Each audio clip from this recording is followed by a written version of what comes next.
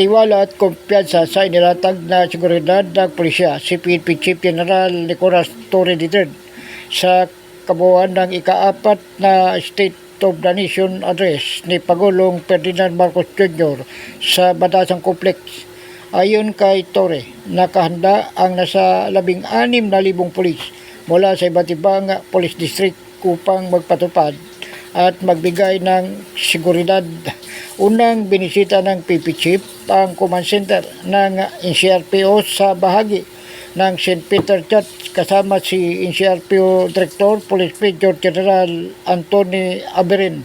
Binisita rin ng PNP Chief ang istasyon ng iba pang frontliner gaya ng mga medic at trade crews na nakaposte sa lungsod, habang nakahanda rin ang mga command post sa St. Peter Church at Timimbi Command Center sa Sandigan Bayan, kung saan namomonitor mano ang galaw ng trapiko at sitwasyon sa buong lungsod. Nakipagpulong din ng PNP Chief kasama ang mga opisyal ng NCRPO at bumubuo ng Task Force Manila SED o ang mga Regional Director, Regional Office 3 at Region 4. Pinaalalahan na naman ng PNP Chief ang mga tauhan nito na pairalin ang maximum tolerance sa kasagsagan ng okasyon.